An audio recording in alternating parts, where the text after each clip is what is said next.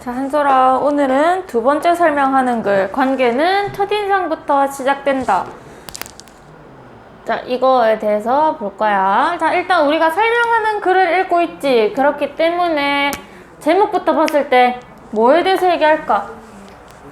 관계. 여기서 말하는 관계는 인간관계를 말하는 거겠죠? 인간관계에서 뭐가 좌우한다? 첫인상부터 시작된다는 거 보니까 인간관계 맺을 때 첫인상이 어떤 영향을 주는구나 라는 걸 우리가 이제 알 수 있겠지. 그래서 그거에 대해서 설명하겠구나 라는 걸 우리가 추측할 수 있는 거야. 그 다음에 설명하는 글이니까 처음, 가운데, 끝으로 전개되겠지. 그거 생각하면서 우리가 글을 읽겠습니다. 자, 사람 사이의 모든 관계는 만남에서 시작된다. 만남 없는 관계란 있을 수 없고 설사 있다 하더라도 극히 드물다. 다른 사람과 어떻게 직접 얼굴을 마주하는 만남이 일반적인데 전화나 전자 우편으로 만나는 통화 만남도 얼마든지 있을 수 있다. 자, 이거는 당연히 직접 만나니까 직접적인 만남이겠지. 직접 만나. 이거는 전화나 전자우편 어떤 걸 통해서 만나는 거기 때문에 간접 만남이라고 볼 수 있습니다. 얼마든지 있을 수 있다. 이러한 만남 가운데 가장 중요한 것은 어쨌든 뭐라고? 첫 만남인데 그건 우리 이제 다른 말로 뭘 할 수 있는 거야? 첫 인상이라고 할 수 있는 거야. 자, 왜냐하면 사람들이 처음에 형성된 인상을 좀처럼 바꾸려 하지 않기 때문이다. 자, 그래서 가장 중요한 것은 뭐다? 첫 만남이다. 이유는 사람이 딱 첫 인상으로 바뀌는 순간 그걸 웬만해서는 바꾸려고 하지 않기 때문이라는 거지. 그래서 제목이랑 연관되겠지. 관계는 결국 뭐에서 시작된다? 첫인상에서 시작된다. 자, 사람들이 첫인상을 형성할 때 사용하는 정보는 대단히 제한적이다. 살짝 내릴게. 대단히 제한적이다. 쓸 수 있는 정보라고는 기껏해야 상대 얼굴, 생김새, 체격, 키 이런 거, 겉모습과 몸짓, 말투 이건 이제 우리가 뭐라 하는 행동 같은 거 말할 수 있겠지? 행동 정도야. 우리가 왜 그 사람에 대해서 모르니까 그 사람 성격도 모르고 그 사람이 어떤 생각하는지도 모르지. 그건 보통 대화를 통해서 판단할 수 있겠죠. 그래서 우리가 알 수 있는 거는 얼굴, 생김새, 키, 체격 이런 겉모습과 몸짓, 말투 이게 행동 같은 거밖에 없는데 자, 그래서 이걸 통해서 첫 인상을 형성한다라는 얘기지. 하지만 이런 정보만으로도 우리는 상대의 첫인상을 무리 없이 형성한다. 무리 없는 정도가 아니라 첫인상만으로 상대의 성격뿐 아니라 모든 것을 판단해버린다. 자, 이 얘기는 뭐야? 내가 암만 성격이 착하고 그러니까 상대방이 성격이 되게 착하고 이런 사람이어도 하고 다니는 모습이 전혀 그렇지 않으면 우리는 그냥 그렇게 판단해버리는 거지. 와, 쟤 뭐 하게 생겼다. 와, 쟤 어떻게 생겼다. 쟤 되게 막 그 얘기도 많이 하잖아. 너네게 쟤 되게 싸가지 없게 생겼다. 근데 실제로 그런 애들 없는 경우도 많잖아. 맞지? 자, 그래서 보면은 여기 보면은 얘네가 뭐 하는 거야? 이 읽는 코멘트 보면은 배경 지식을 활용해서 설명하는 글을 읽고 있는 거지. 그래서 예전에 사람의 첫인상은 단 6초 만에 결정된다는 내용의 다큐멘터리를 본 적이 있어.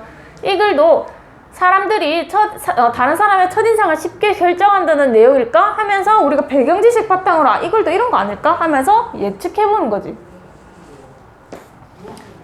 그래서 이 내용 보면은 뭔데 그냥 겉모습이나 행동, 그러니까 그 상대방에 대해서 제대로 알지도 못하면서 겉모습 행동으로 다 바로 판단해버리는 게 첫인상이라는 거야. 뚱뚱한 사람을 보면 낙천적일 것이라고 생각하는 사람이 있는가 하면 여기서 낙천적이라는 얘기는 긍정적으로 생각한다 이렇게 생각하는 거겠지. 있는가 하면 먹을 거 하나 절제하지 못하는 사람으로 여기는 사람도 있다. 자, 이거 같은 경우는 같은 뚱뚱한 사람이지만 내가 어떻게 주위에서 어떤 사람을 경험했냐에 따라서 결정해버리겠지.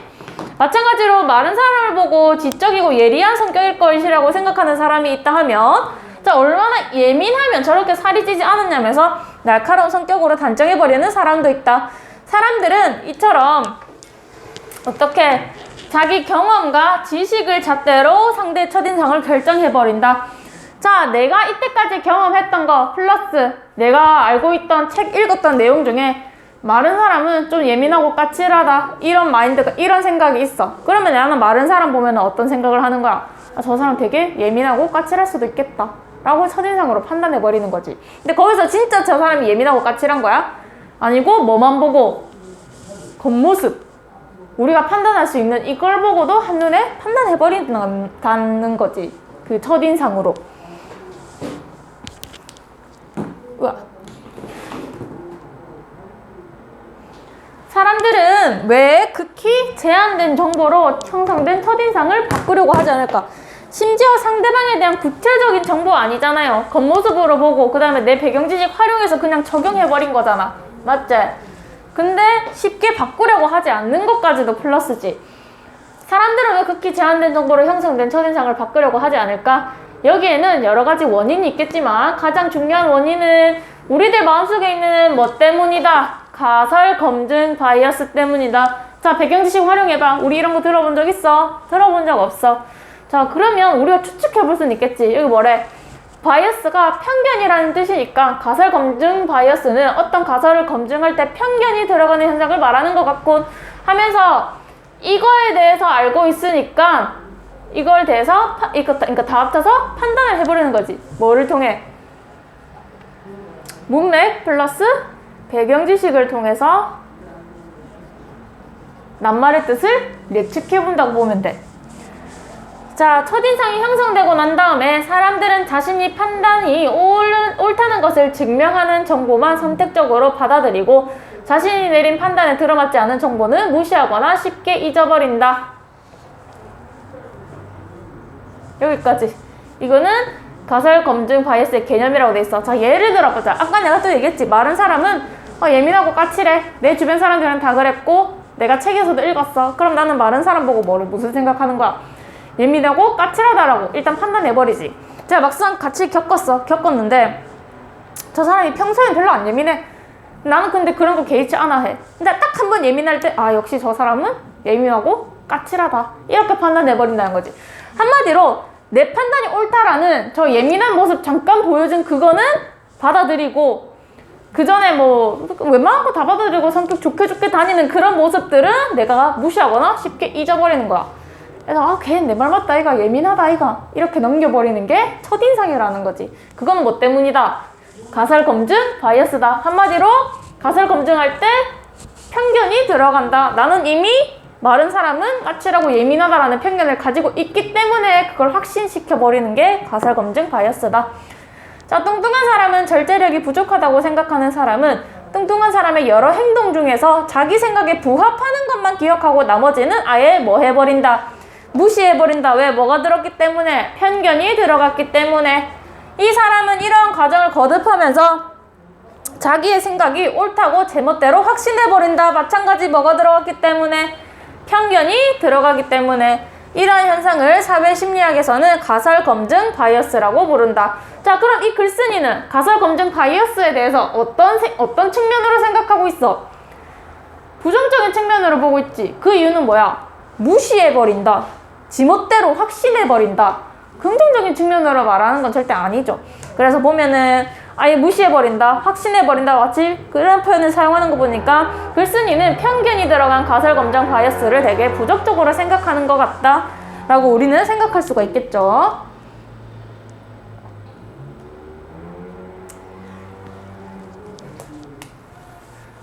자, 사회심리학자인 스나이더와 스완은 한 가지 실험을 통해 가설 검증 바이어스를 입증하였다. 이들은 실험 대상인 대학생들에게 자신들이 제시한 질문으로 앞으로 만나게 될 사람의 성격을 판단해달라고 하였다. 잠시만.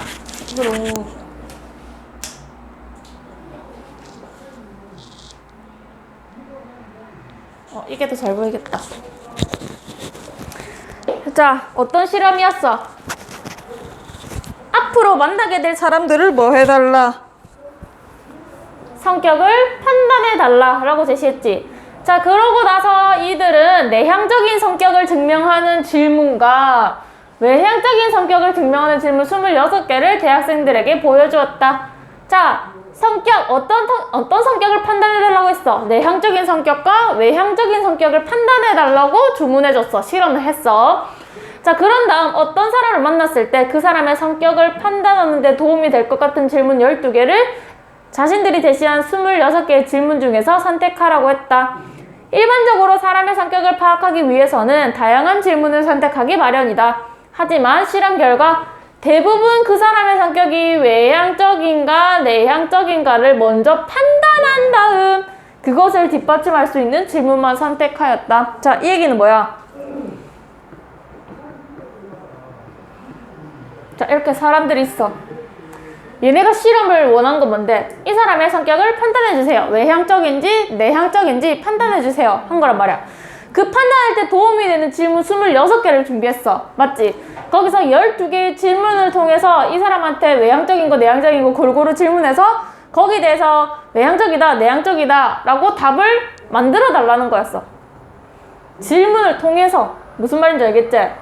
26개 질문을 우리가 제시해 줄 테니까 여기서 12개 선택해서 이 사람이 성격이 어떤 형인지 파악해 주세요. 이렇게 실험했는데 대부분 사람들은 질문하기도 전에 어떻게 했던 거야? 이 사람은 외향적일 거다. 이 사람은 내향적일 거다. 이 사람은 내향적일 거고 이 사람은 외향적일 거다. 이렇게 먼저 판단을 하고 이 사람한테는 외향적인 질문만 하는 거야. 이 사람한테는 내형적인 걸 확인할 수 있는 질문만 하고 마찬가지 내형적인 이 사람은 외형적인 질문 그 질문만 선택해서 보는 거야. 그거는 뭔데?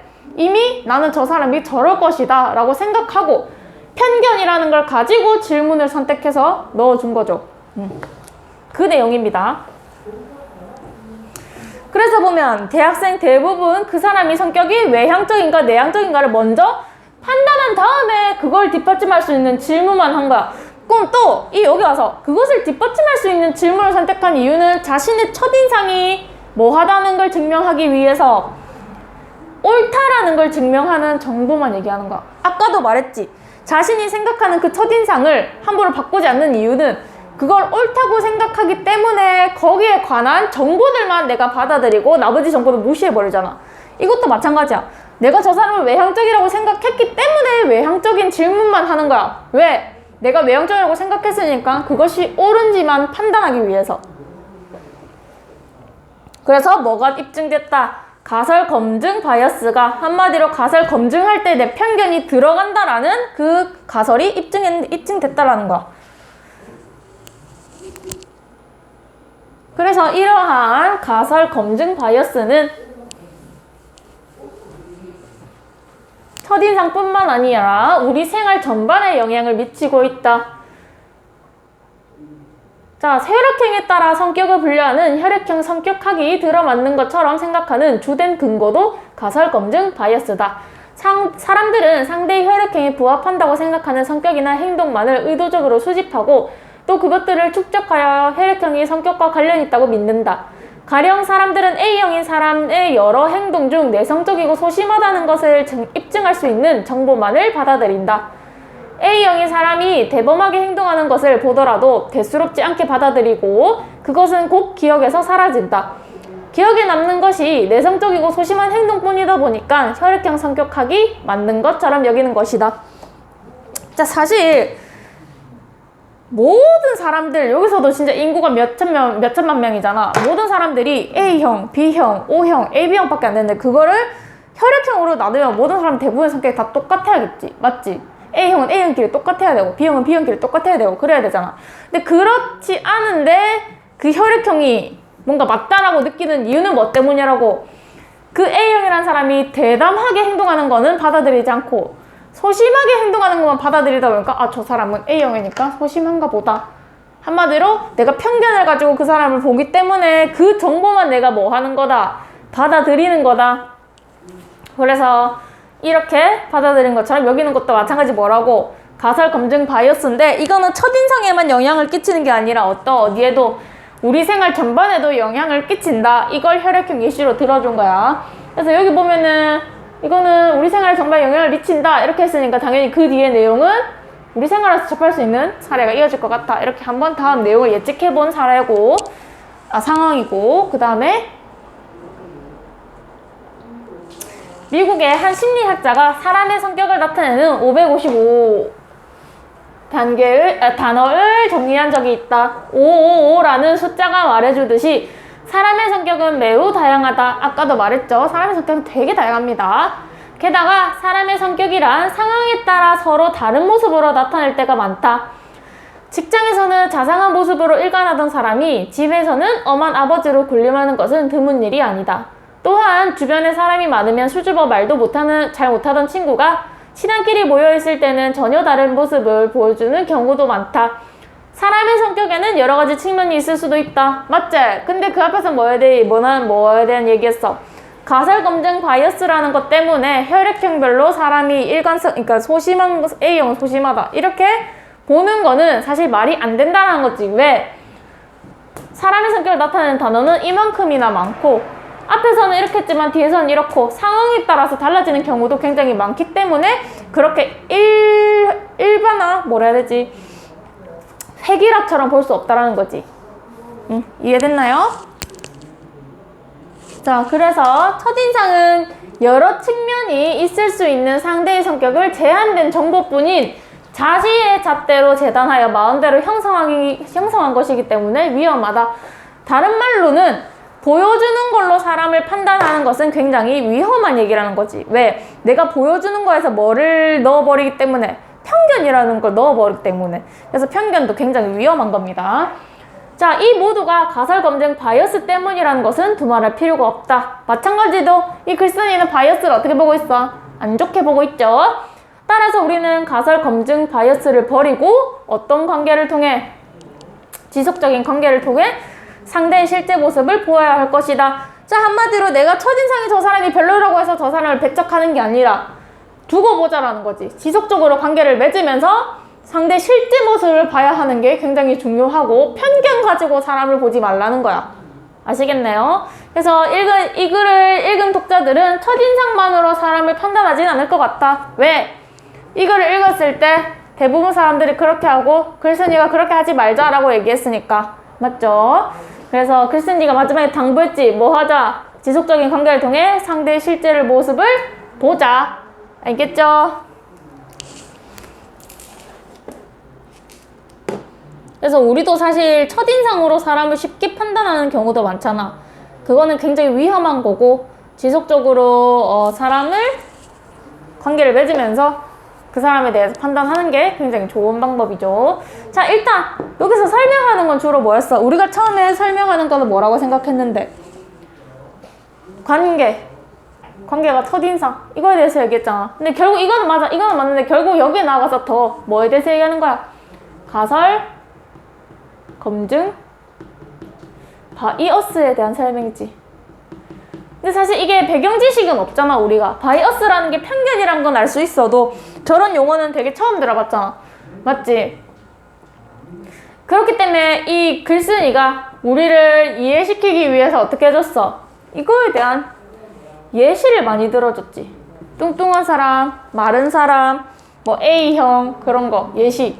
그래서 대부분 예를 통해서 이런 가설검증 바이어스라는 용어를 설명해주고 마지막에 우리한테 당부까지 남겨준 글이 이 설명하는 글에 대한 내용입니다. 자, 지금 문제 한번 풀어볼까요?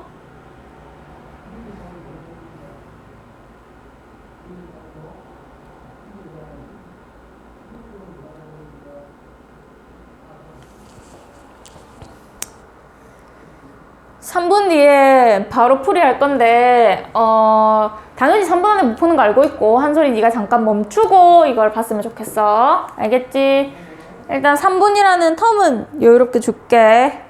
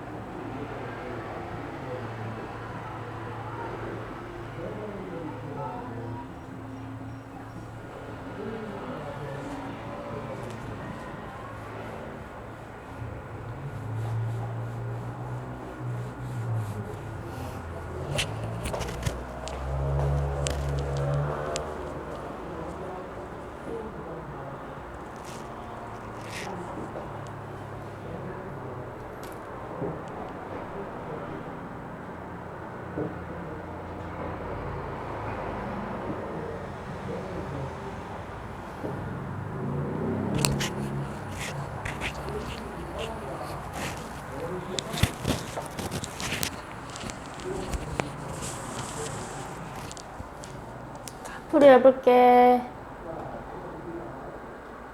자, 1번 가마의 중심 내용으로 알맞지 않은 것은? 자, 여러 만남들 중에서 첫인상이 첫 만남이 가장 중요한 이유는 웬만하면 사람들은 뭐 하지 않으려고 하기 때문에 첫인상을 바꾸려고 하지 않기 때문에. 그래서 맞고.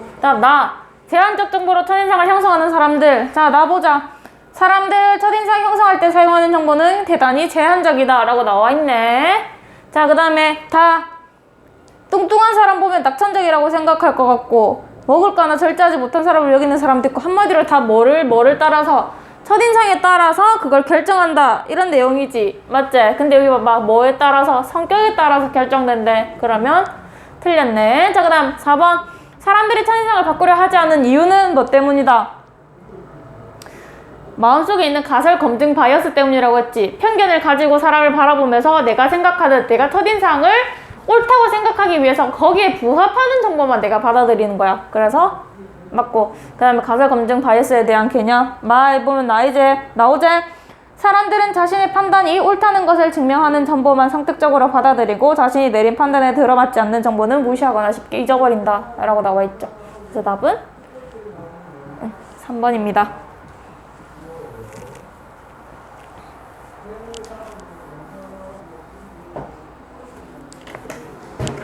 그 다음 자, 기억과 같이 보자. 이 글의 제목을 보니 글쓴이의 인간관계에서 첫인상이 어떤 역할을 설명하려는 의도로 이 글을 작성한 것 같다. 그럼 예측한 내용은 뭐야? 의도 나오네. 바로 답은 3번. 어떤 의도라고 생각하는데 첫인상이 첫 만남에서 어떤 역할을 하는지. 자, 그 다음 니은 여기 쭉 나와있네. 어디죠? 아예 무시해버린다, 제 먼저를 확신해버린다와 같은 표현을 보니 글쓴이는 가설검증 바이어스를 부정적으로 생각하는 것 같아. 부정적으로 생각하는 것 같아. 뭐 예측하고 있지. 뭘 예측하고 있는데? 글쓴이의 생각, 부정적으로 생각하고 있는 것 같아. 자, 이거는 내용 예측 아니고, 구조 예측 아니고, 책 제목 표지로 책 내용 예측 아니고, 글쓴이에 대한 정보 있어? 없고, 의도 예측 아니고. 자, 정보와 읽기 맥락을 통해서, 읽기 맥락이라면 여기서 말할 부정적으로 말하는 거 있지? 맞지? 그걸 통해서 글쓴이의 생각과 태도가 부정적이다 라는 걸 알 수 있다. 그래서 답은 5번. 자, 그 다음에 용어를 이 글에서 찾았으래. 자신의 판단이 옳다는 것을 증명하는 정보만 뭐 하는 거? 선택적으로 받아들이고 자신의 내린 판단과 들어맞지 않은 정보는 무시하거나 쉽게 잊어버리는 현상, 바로 가설 검증 바이어스지. 바이어스가 뭘 뜻한다고 했어? 편견을 뜻한다고 했잖아. 맞지? 자, 그 다음에 자, 이 글의 내용과 일치하지 않는 거. 자, 가설 검증 바이어스는 실험을 통해서 입증되었다. 아까 무슨 실험이라대? 스나이더와 스완의 실험. 맞지? 그 대학생들한테 성격 파악해달라고 하니까 외향적인 내향적인 그 질문 해달라고 하니까 자기가 먼저 외향적이다 이렇게 판단하고 외향적인 질문만 던졌잖아. 그런 거. 자, 그 다음에 혈액형 성격하고 인간관계 맺는데 도움을 준다. 아니죠. 이것도 결국 뭐라는 건데? 가설 검증 바이어스라는 거지. 거기에 대해서 부정적이잖아? 아니고. 자, 가설 검증 바이어스는 생활 전반에 영향을 준다. 이거에 대한 예시로 혈액형 성격학을 가르쳐 준 거지. 그 다음에 스나이더와 스완이 실시한 실험에 참가한 대학생들은 26개의 질문을 받았다. 그 중에 12개 선택해서 질문하라고 했죠. 맞고. 자, 첫인상은 제한된 정보로 형성되는 것이기 때문에 첫인상만으로 상대를 판단하는 일은 위험하다. 맞지? 편견을 가지고 상대를 판단하는 것은 위험하다. 그래서 답은 2번. 자, 그래서 이 글을 통해서 글쓴이가 말하고자 하는 바는 뭔데? 상대 성격 바꾸려고 하지 마라 이거야? 아니고, 다양한 성격 사람들 만나서 관계 맺어야 된다 이 얘기야? 아니고, 자신의 본 모습 드러내지 마라 이런 내용이야? 아니고, 지속적인 관계를 통해 상대의 실제 모습을 보여야 한다? 맞지. 첫인상이라는 편견으로 상대를 판단하지 말고 지속적인 관계를 맺어서 상대의 솔직한 안에 그 자세한 모습을 들어보라라는 얘기지. 자, 사람들에게 좋은 첫인상을 남길 수 있도록 신경 써야 한다. 또 아니죠. 그래서 답은 4번입니다. 그 다음에 3번. 사를 읽으면서 기억과 같이 예측했을 때 기억 한번 보자. 가설검증 바이어스가 우리 생활의 전반에 영향을 미치고 있다는 내용을 볼 때 우리가 일상에서 접할 수 있는 가설검증 바이어스 사례가 이어질 것 같아. 자, 기억과 같이 예측했을 때 활용한 요소는, 자, 글쓴이가 이렇게 예측한 이유는 글 안에 있잖아. 뭐라고 있는데? 가설검증 바이어스는 첫인상뿐만 아니라 우리 생활 전반에 영향을 미치고 있다. 자, 한마디로 글에 나타난 정보를 바탕으로 판단하고 있죠. 자, 자에 대한 설명으로 보자. 자, 첫인상은 쭉쭉쭉. 이거는 너무 쉽다. 설명하는 글 마지막에 뭐가 들어가는데? 당부를 제시하고 있다. 이거는 뭐야? 요약하고 있는 건 마찬가지긴, 끝부분에서 하는 거긴 한데, 이 끝에 자에서는 지금 안 나오고 있지? 그 다음 대상 제시하는 거는 앞부분, 경험 제시하는 건 없고, 동기 밝히는 것도 역시 여기서는 없죠. 내가 왜 이 글을 쓰게 됐냐면, 이런 내용은 없잖아. 그 다음에, 니은을 통해 알 수 있는 거. 니은. 직장에서는 자상한 모습으로 일관하던 사람이 집에서는 엄한 아버지로, 주변에 사람이 많으면 수줍어하던 친구가 친구끼리 모였을 때는 전혀 다른 모습으로 보여주는, 그걸 통해서 알 수 있는 내용은 사람의 성격을 쉽게 예측할 수 없죠. 사람의 성격에는 여러 가지 측면이 있지. 맞지? 상대에 따라 자신의 성격을 바꾼다를 알 수 있나? 만남 상황에 따라 다르게 나타나나? 그거 관련된 내용은 아니죠. 그 다음에 상대의 성격을 판단하는데 가설검증 바이어스가 도움이 된다는 거야?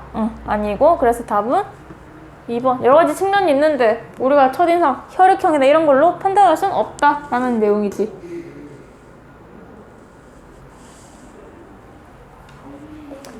자, 그 다음에 다음으로 넘어가서 독도. 오늘 독도 같은 경우는 한 바닥밖에 안 되기 때문에 독도 최대한 본문까지만이라도 바로 넘어가는 걸로 하겠습니다. 자,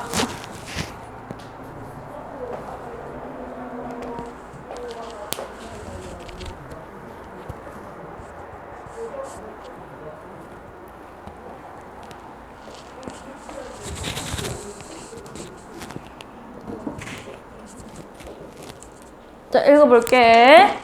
자, 독도는 경제적으로 매우 가치 있는 섬이다. 자, 일단 제일 첫 번째 제목부터 독도의 가치잖아. 그럼 이거는 뭐에 대해서 설명할까?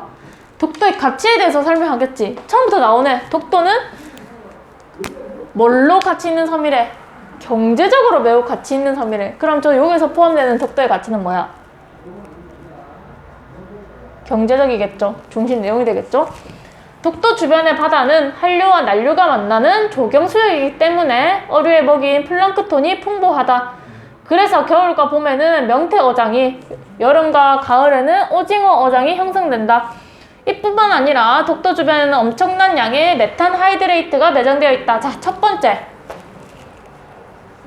한류와 난류가 만나는 조경 수역이기 때문에 플랑크톤이 풍부하다. 한마디로 물고기들이 뭘 많이 먹을 수 있다. 그렇기 때문에 명태어장이, 오징어어장이 거기서는 종류별로 형성된다. 계절별로. 자, 이뿐만 아니라 두 번째 뭐래? 엄청난 양의 메탄 하이드레이트가 내장되어 있다. 자, 메탄 하이드레이트는 메탄이 주 성분인 천연가스가 얼음처럼 고체화된 것이다.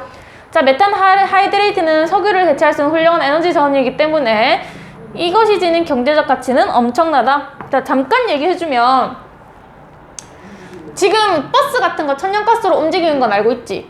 그 천연가스가 이 바다에 묻혀있다는 얘기야. 자, 물에 깊게 내려가면 수압이라는 게 있지. 왜 잠수도 깊게 하면 이렇게 터진다, 이거 고마. 그 정도로 수압이 센데, 그 가스라는 게 수압 때문에 이렇게 뭉쳐지면서 얼음이 된 거야. 근데 당연히 천연가스로 이루어진 얼음처럼 보이니까 그걸 태우면은 타겠죠. 그래서 이 메탄 하이드레이트의 별명이 뭐냐면 불타는 얼음이야. 자, 이게 왜 중요할까? 지금 우리 석유 40년 안에 고갈될 거라고 하고 있지. 자, 버스 봐봐. 원래 옛날에는 대부분 다 기름으로 갔잖아. 근데 지금 천연가스로 대체하고 있어. 그 얘기는 석유를 대체할 수 있는 게 천연가스고 그 천연가스도 곧 고갈될 수도 있단 말이야. 그럼 이거를 개발하면은 천연가스가 더 늘어나겠죠? 그래서 경제적 가치가 있다는 얘기는 아직까지 우리가 이런 기술은 없어. 그러니까 기체를 액화하는 기술이 있는데 이 고체를 매장된 걸 이렇게 퍼가지고 그걸 다시 기체로 만들고 액체로 만드는 기술 아직까지 크게는 없단 말이야. 왜? 아직까지 고갈되진 않았기 때문에. 근데 앞으로 훌륭한 에너지 자원이 될 가능성이 높기 때문에 경제적 가치가 엄청나다라고 하는 거야. 자, 그리고 마지막으로 독도는 서쪽으로는 한반도, 북쪽으로는 러시아, 동쪽과 남쪽으로는 일본에 둘러싸여 있다. 이게 왜 들어와 있는지는 모르겠네. 자, 그 다음에 독도 경제적 가치 봤지? 첫 번째 경제적 가치야. 두 번째, 여러 단계의 화산 활동으로 만들어진 독도는 다양한 암석과 지형, 지질 구조가 있기 때문에 해저 화산의 성장과 진화 과정을 보여주는 사례로 가치 있다. 한마디로 이런 거 연구하기 딱 좋은 가치다. 어떤 가치? 환경적 가치가 있다. 왜? 화산 활동으로 만들어진 독도잖아. 그리고 바다 위에 떠 있잖아. 그래서 다양한 암석, 지형, 지질 구조가 있기 때문에 해저 화산을 성장과 진화 과정을 볼 수 있다라는 거야. 알겠지? 또한 독도는 동해를 건너는 생물의 중간 서식지. 한마디로 예를 들어서 여기서 막 날아간단 말이야. 새들이나 이런 애들이. 거기서 쉬는 공간이 어디라는 거야? 독도라는 거야. 그 얘기는 독도에는 굉장히 다양한 생물들이 만날 수 있다는 거지. 그래서 중간 서식지이자 지금까지 사람의 접근이 어려웠기 때문에 아직도 환경적으로 뭔가 깨끗하다는 거지. 바위섬인 독도는 비가 오면 빗물이 흘러내리기 때문에 식물이 살기 어렵다. 그래서 독도는 희귀한 생물들을 만날 수 있다. 여기 이제 바로 나와 있긴 한데 봐봐, 식물들이 살기 어려운데 희귀한 생물들을 만날 수 있대. 문장이 안 맞죠? 자, 독도의 하늘에는 괭이 갈매기를 비롯하여 노랑부리 백로, 흑비둘기, 슴새, 노랑 집박이 등이 날고 바다에는 파랑돔, 노란 슌뱅이, 개볼락, 미역치, 말전복 등이 헤엄친다. 그리고 땅에는 곰딸기, 삼장대, 개갓냉이, 왕호장 등 다양한 식물이 산다. 이런 거 들어봤나? 들어본 적 없지? 왜 들어본 적 없을까? 희귀하니까, 보기 힘드니까. 근데 그게 다 어디 산다고? 독도에 산다고. 그럼 우린 뭐 할 수 있는 거야? 그거를 연구할 수 있는 거야. 한마디로 환경적 가치가 높다는 거지. 자, 그럼 첫 번째, 해저 화산에 가치 있고, 두 번째, 희귀한 생물 만날 수 있다. 맞지? 이렇게 독도는 희귀한 생물들이 살아 1999년에는 섬 전체가